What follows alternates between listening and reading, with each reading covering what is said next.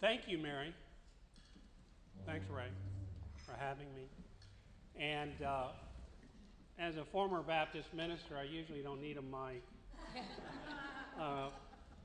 And I went to a Princeton Theological Seminary where I had a Scottish homily professor who also bit into me over articulation and voice support. So, but if you can't hear me, raise your hand. And I wish there was something flat here I could put my coffee on, but tell you what I'm going to do. Can I just sit it here? Sure. You're welcome to. Come on.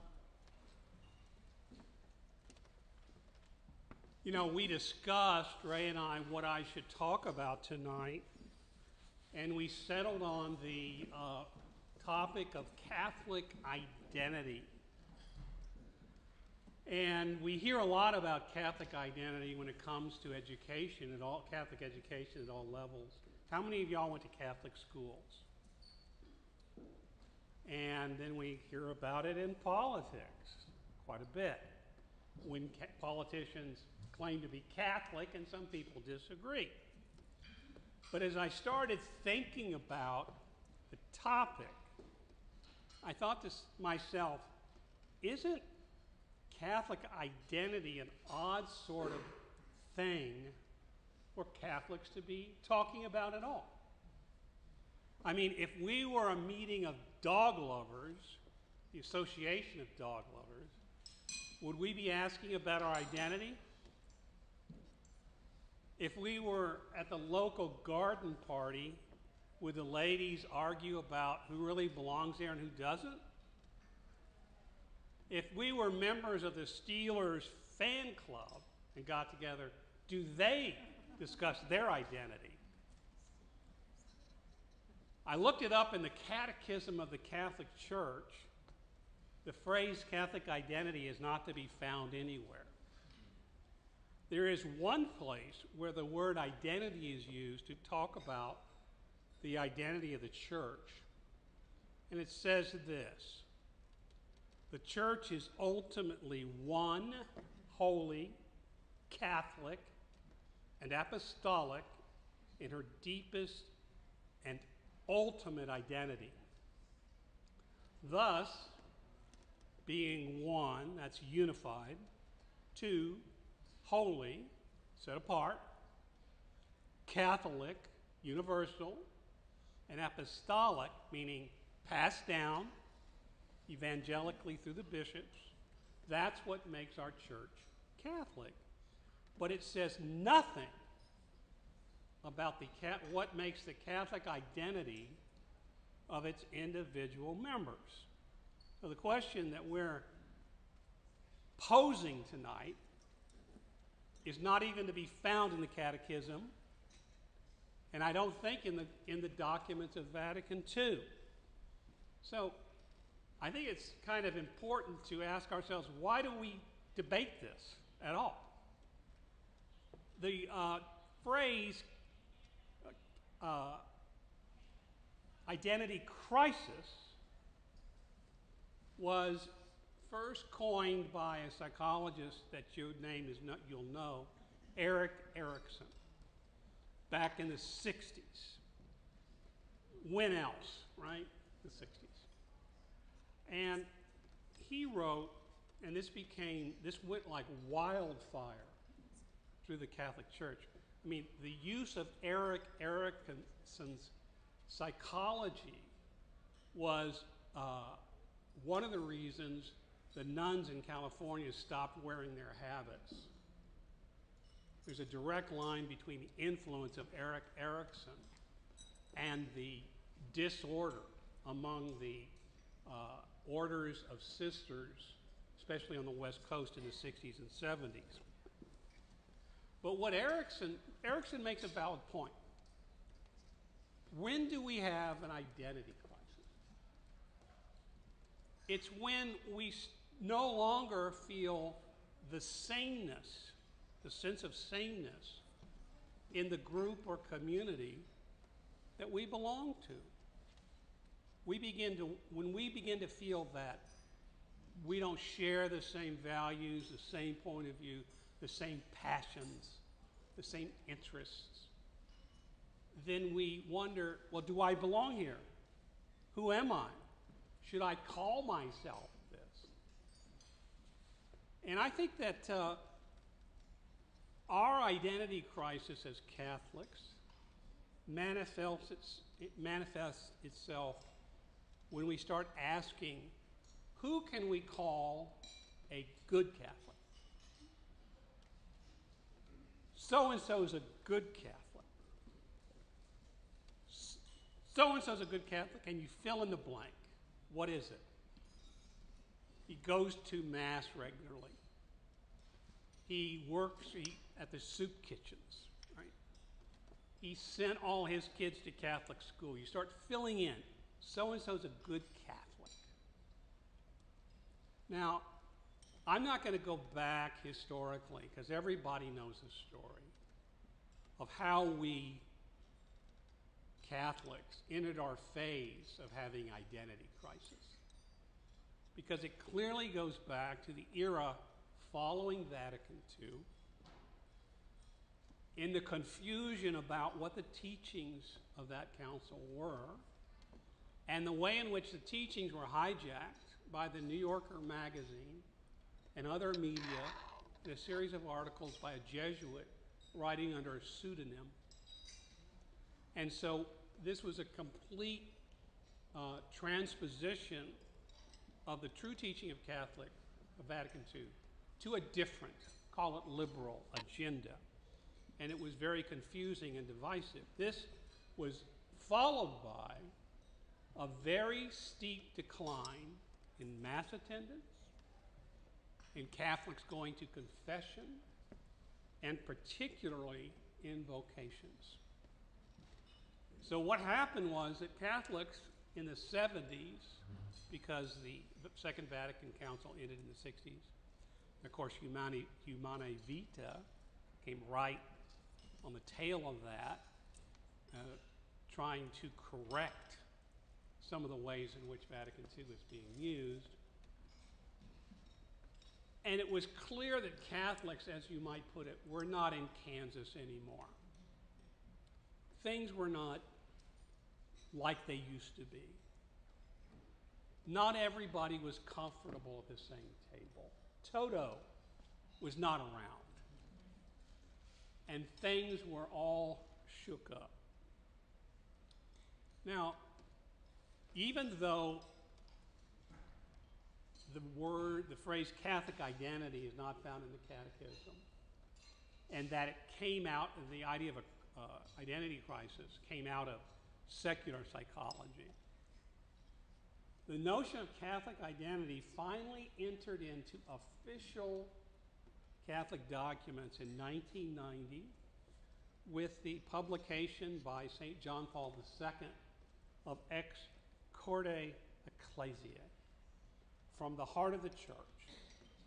It is an apostolic constitution, meaning this is authoritative for Catholic colleges and universities.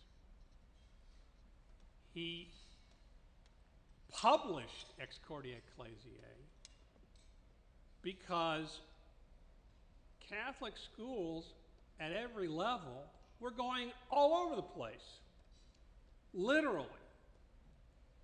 I became a college professor in 1980, and I quickly became president of the American Maritain Association. And so I'd be going to Catholic universities several times a year. And I would see for myself what was going on.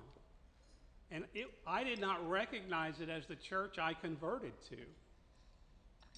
So I converted reading St. Augustine, St. Thomas Aquinas, Jacques Maritain, Henri de Lubac, and all the great patristic scholars, French patristic scholars of the 50s and 60s, especially Louis Bouillet, whose book called The Spirit and Forms of Protestantism was the book that finally converted me. And when I met with Father Bouillet in San Francisco at the St. Ignatius Institute back in 1981, I sat with him on a pier in Sausalito and had lunch. And I told him about my experience with that book. And he said, it's funny you should say that because that was my doctoral dissertation at the University of Strasbourg. When I started writing it, I was a Lutheran.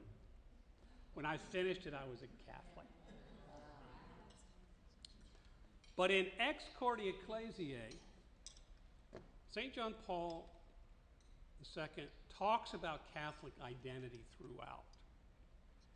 And he talks about it because he wants to set a limit on what is and what is not a Catholic institution. Now, some people would say, he really set out a vision for what a Catholic college should be. Well, no, that's a nice way of putting it. He set out precepts which limit what you can have and what you cannot have. For example, and this is quote out of the document, Catholic identity calls for the recruitment of personnel who are willing and able to promote Catholic identity. 2, the identity of a Catholic university is essentially linked to the quality of its teachers and their respect for and fidelity to Catholic doctrine. Thirdly, Catholic teachers are to be faithful to, and all non-Catholic teachers respectful of, Catholic doctrine and morals in their research and teaching. In other words, this document is focused on teaching doctrine, concepts, propositions.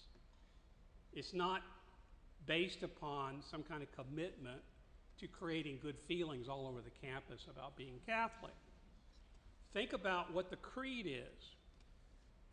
The creed is the substance of the Catholic faith put into words, put into assertions. I believe in one God. I assert that it is true that there is one God. That's an assertion, and it's debatable. Okay?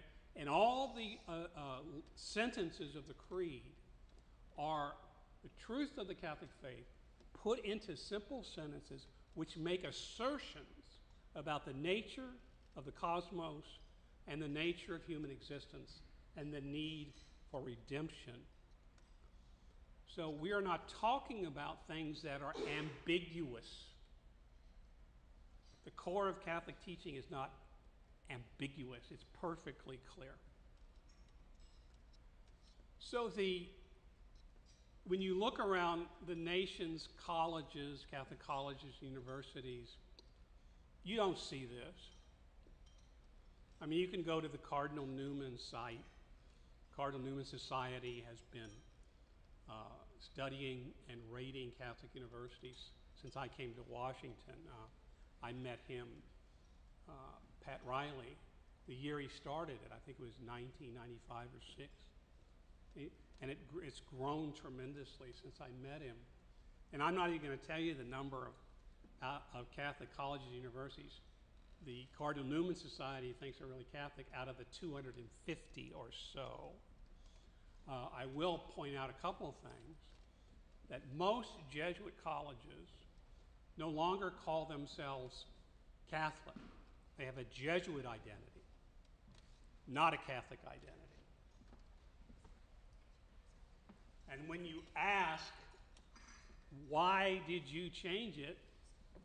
Well, you don't really get a straight answer.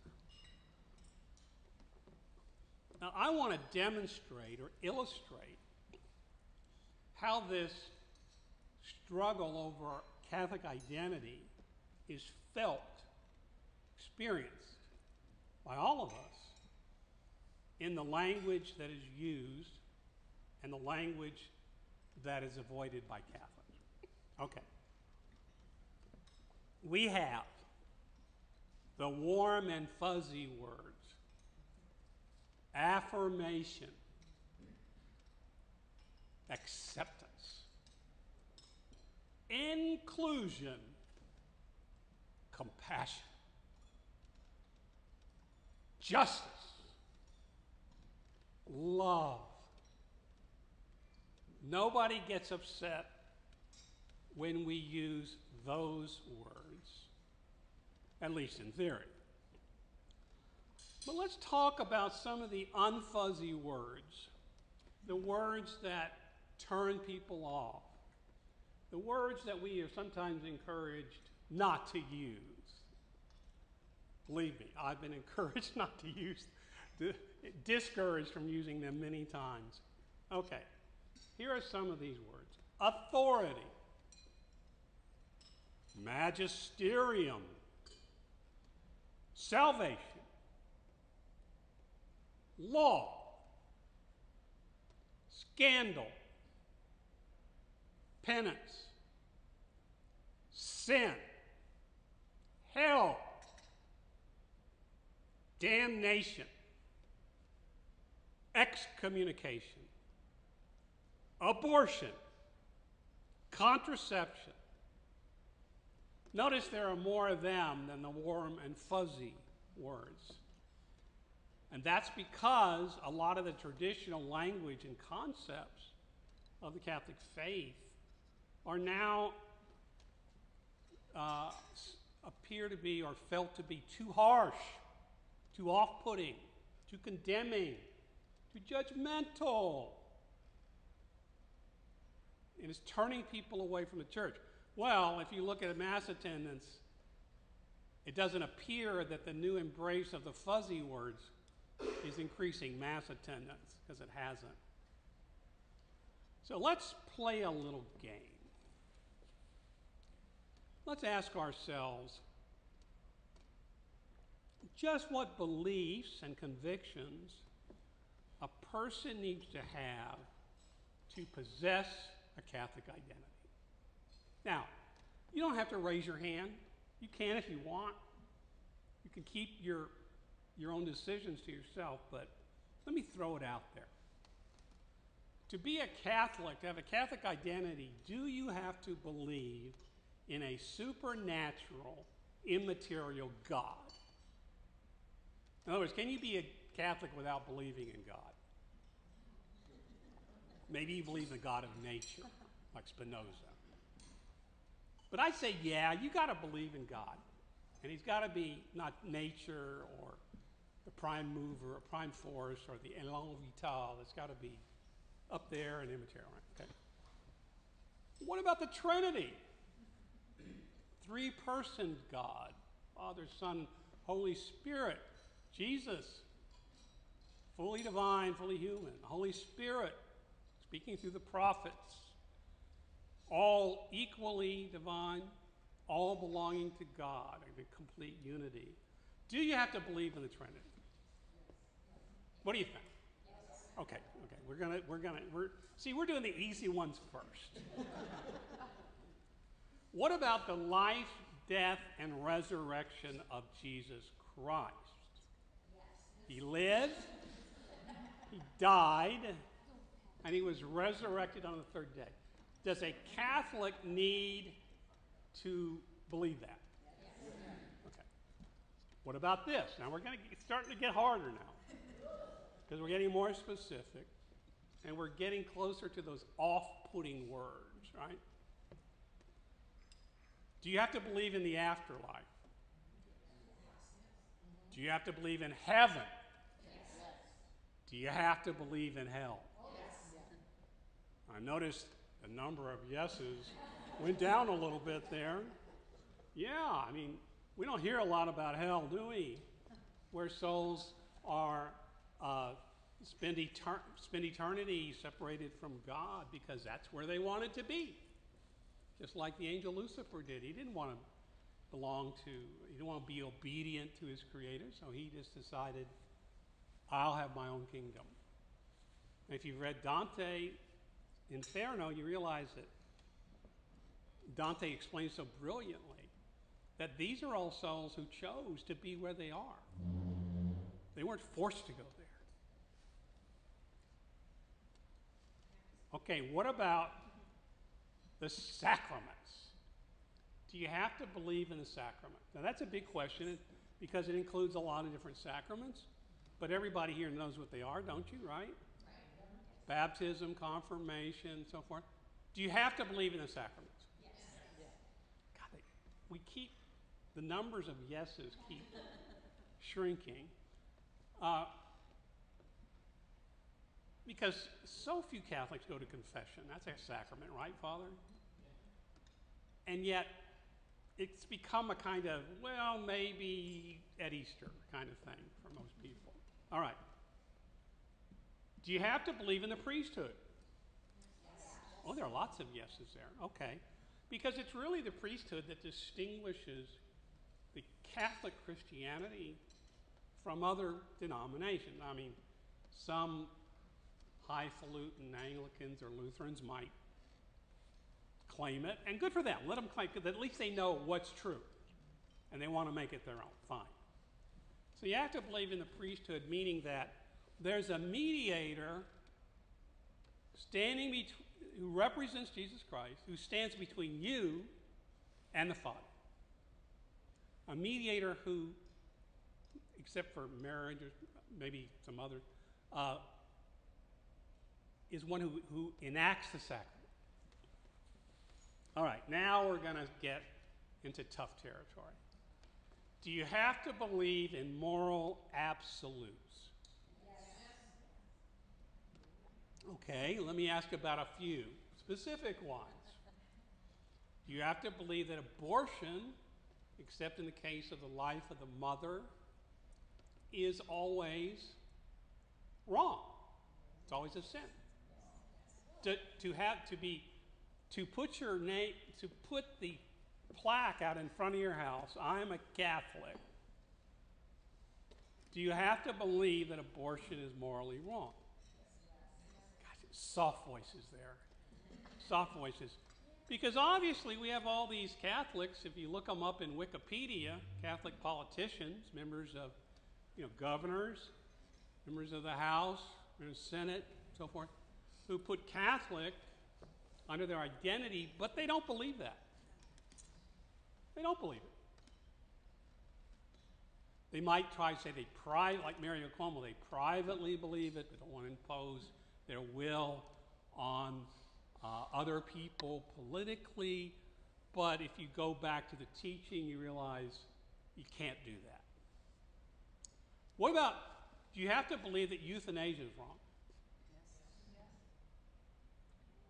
That's not so controversial, but it's going to be when more and more states start. I think there are 2 states now that allow it legally.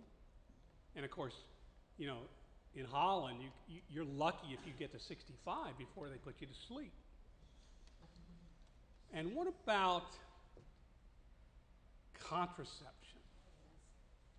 Now, we all know, probably people in this room, we all know Catholics contracept. We know they do. Does that mean you've lost your Catholic identity? I believe that you're thinking right now, well, no, I'm a good Catholic even though I'm doing that. Okay, I'll let you wrestle with that on your own. The point is, we choose to make exceptions of ourselves about certain things, right? Do you have to believe that marriage is only between a man and a woman? That was too tepid for my taste. I think you do, but then I don't use words all the time like inclusion and affirmation and so forth. I think marriage is a sacramental bond between a man and a woman. Okay, now we're really going to get to the hard ones. Do you have to believe homosexuality is intrinsically disordered and its sex acts are immoral?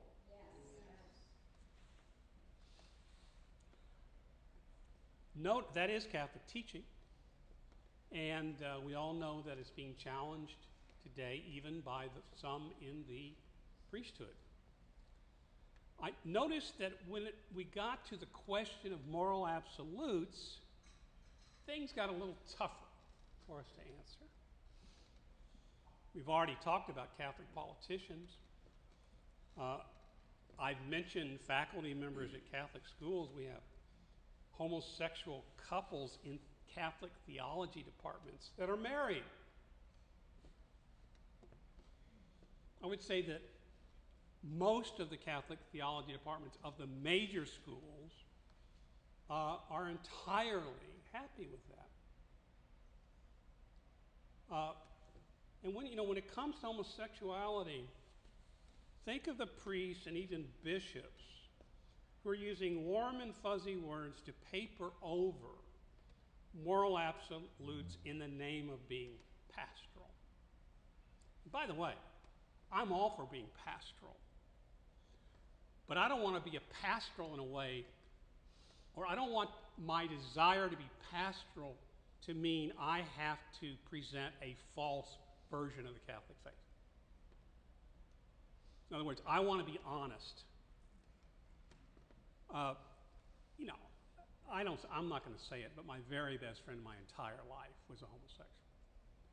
I don't want to tell stories because it's like one of those stories, well, I have black friends, right? But it's a fact. And you might be asking, well, when it comes to this list of convictions and beliefs that a person should have to be called a Catholic, you notice I didn't mention social justice, the poor, immigration, and so forth. Why didn't I mention them? Because they're prudential.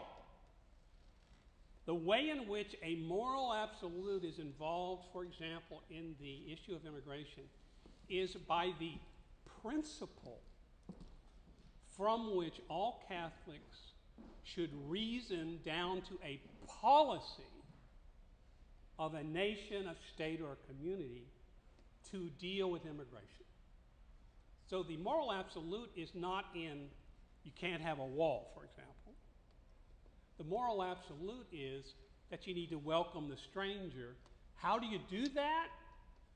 Is a matter of prudence about which we can disagree. Nobody has the right answer to that they can then hold over the head of the rest of us. The same is true with other issues, like how to deal with poverty and how to deal with the climate.